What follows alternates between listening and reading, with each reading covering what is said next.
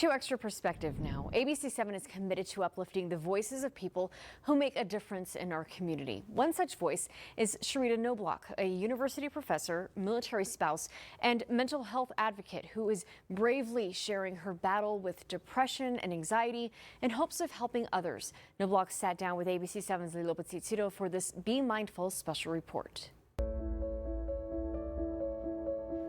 I am originally a Kansas girl through and through. Born and raised there. No, I haven't seen Toto. Yes, I do own ruby red slippers. Sharita Knobloch is as personable as she is inspirational. When she's not teaching at Liberty University, she's raising two beautiful kids and running an organization called Mission Mill Spouse, which connects military spouses with resources and support.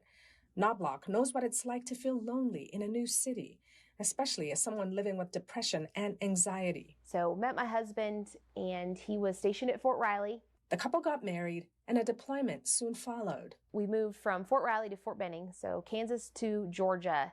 It was probably like 18 months-ish since we had moved there. I found myself lying on a gurney in the emergency room, staring up the ceiling, just looking at all the dots and the tiles, just crying. I was by myself. And my worst fear was coming true. I was having a miscarriage. Isolated and despondent, Knobloch said she turned to food to cope and would eventually develop an unhealthy relationship with food. I was very stressed, constant stress. It was like there was a radio or a TV on in the back of my head all the time, broadcasting scary messages. So normally, if someone hears sirens in the distance, they're like, oh, that's probably a fire truck. And that's it. That's not how my brain worked. My brain immediately went to, what if it's my husband? What if he wrecked his car and he's in a ditch somewhere? Or what if my kid's school is on fire? Or what if, and the train would leave the station and I would spend the rest of the day trying to catch up. Knobloch said one day she just couldn't keep it to herself anymore. It was during a visit to a family doctor to treat bronchitis in her then 5-month-old son. But then he just shifted his gaze and looked over at me and was like, how are you doing? And it was at that point that I felt so incredibly seen. He said, hey, you're not alone. A lot of people go through this. Let's get you some help. Knobloch said the doctor eventually put her on some medications and she began to feel better. Within 48 hours, the radio shifted off in my head, it stopped. And I perked up and I was like, hang on a minute. She also started counseling for the first time and says she learned how the trauma she suffered as a child growing up in what she called a chronically stressed household contributed to her mental illness.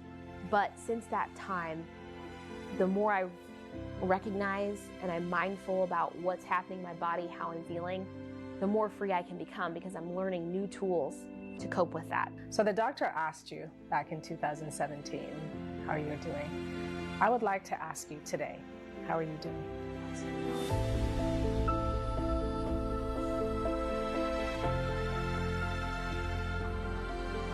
I am such a different person in the best way that I never could have imagined. And I'm not saying that because I've got it all figured out. We're all still in process. But my husband and I talk about this all the time, how different life is, and it's blowing my mind. I'm like, I am so right here. I'm not beating myself up for how I fell short yesterday, and I'm not panicking about what may or may not happen tomorrow. Taking it one day at a time and relishing in being present. Lilo Patsitsiro, ABC7. Knobloch says she understands that medications are not for everyone. And she says the most important thing is finding what works for you and then talking to someone who is an ally in your struggle. If you or anyone you know needs help, call the Suicide and Crisis Lifeline at 988.